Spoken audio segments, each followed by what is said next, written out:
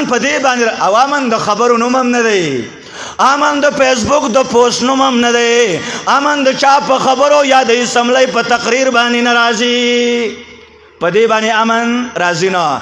امن په جلسو باندې نه راځي چې تاسو سپینه جنډه یې، امن به کله راځي چې کله زموږ د اسمبلی نه راواله تر د تاڼې پورې د الله قانون راشي. نو قرآن وایي وآمنهم من خوف، بیا به ته په امن یې، بیا به نه سیاسي سړي ته یری، بیا به نه عسکري او فوجي ته یری، بیا به نه ملا ته یری، بیا به نه طالب ته یری، بیا به نه عام کس ته یری، ځکه قانون د الله به وي. امن ضرورت زموږ امن ته ډېر دی اوس دور کې، خو امن به د الله په کتاب باندې راځي، امن به د الله په دین باندې راځي، امن به په عدل او په انصاف باندې راځي. خدا به وایي موږ ته څوک، دا به د ملا د خولې نه دا خبره راوځي، دا به د داعی د خولې نه خبره راوځي. او که سړی وایي چې زه بیان ځکه نه کوم بیا به ما باندې خلک فتوی لګوي، خلک به مې په عذابوي. نو راشه تاریخ د انبیاء وګوره، نوح علیه السلام ته وایي لیونی یې، ګمراه شوی یې، رټلی شوی سړی یې.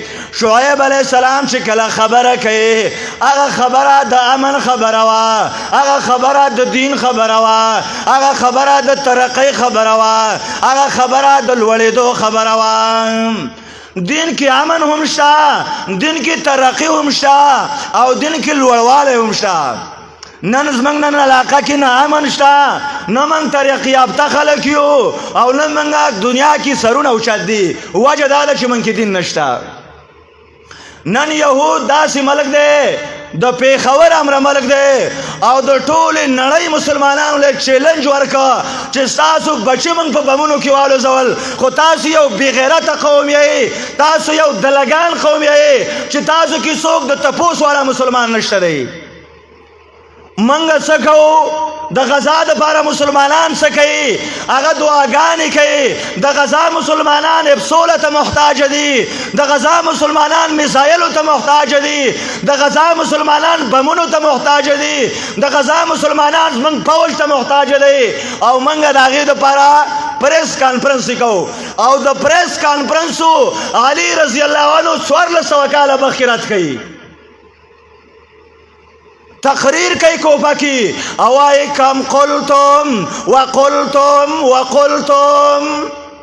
څه جلسې دي ستاسو، نو څه ویناګانې دي ستاسو، نو څه پریس کانفرنس دي ستاسو، نو څه فتوی دي ستاسو. وای مولیان را جمع شوي او فتوی ورکړه، خو یو کال صبر به یې کړی وای نو غزا کې دومره څه پاتې نه دي، بیا به یې فتوا ورکړې وای.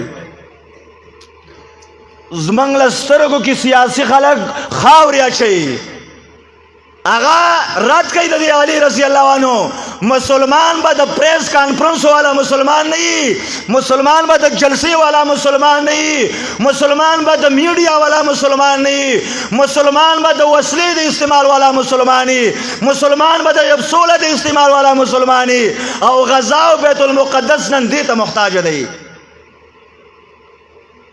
عثمان رضی الله عنه رد کوي د داسې لیډرانو، هغه وایي انتم الی امام قوال احوج منکم الی امام فعال. وایي تاسو دغه ویونکي لیډر نه چې هغه جلسې کوي، هغه دباونه کوي، ډېر محتاج یې هغه کوونکي لیډر ته. پکار داوا چې زمونږ د مشرانو وسله راغستې وې، مسلمانانو ته لاره کلاو کړې وې چې د بیت المقدس تپوس تاسو مسلمانان وکئ او زمونږ به تاسو امداد در سره وي. خو مسلمانانو له د ژبې هغه دي، مسلمانان د ویلو هغه دي، مسلمانانو کې د کولو والا نشته. چا څوک یې کوي هغوی تللی نشي، او چا څوک تللی شي هغه یې کوي نه. خو کله چې د الله دربار کې راپاسي، د غزا د یوې جنۍ یوې ښځې یو زنانه خبره کوي او الله ته ګوري او چغه وایي ویا الله د دې مسلمانانو او خاص کر د عربو رسول الله ته وایي چېرته سفارش ونه کړي. مسلمانان په بمونو باندې الوزي او زمونږ مسلمانان پیسیل ته ناست دي، مسلمانان په بمونو باندې الوزي او زمونږ هغه کرکټ انجوای کوي. الله به زموږ نه تپوس کوي او د دې تپوس به کوي چې ته با استعداد ملک وي، ستا فوج نمبر ون و، ته اټمي قوت وي، ستا سره زور و، ستا سره وسله وه او د مسلمانانو غوښې د بمونو سالتو دي، تا په هغې څه غیرت کړی و؟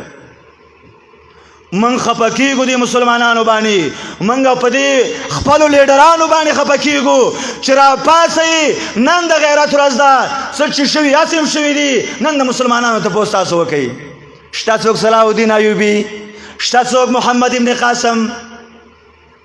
خبره دا ده چې هغه حدیث کې چې راځي اسلام به نوم قدرې پاتې شي، خو دا خبرې ګرانې وي او دا به چې نبي وکړي نو د نبي په خلو کې به خلکو ګوتې ورکولې.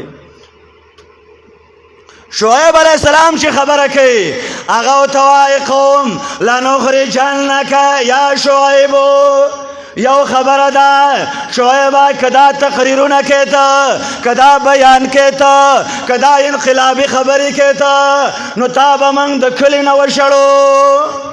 او دویمه خبره ده والذین آمنوا معک، دا ملګري به هم تاسو ځي، دا خبرو ته ضرورت نشته. ګوره تاسو له امن خبره پکار ده، نو امن څنګه راځي؟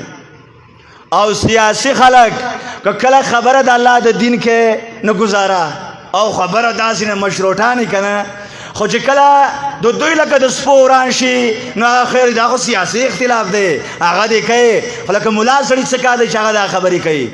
او بیا ورته وایي او لتعودن فی ملتنا، که زموږ جومات کې امامتي کول غواړي، زموږ کلي کې ملاتوب کول غواړي، زموږ کلي کې پیش امام جوړېدل غواړي، نو لتعودن فی ملتنا.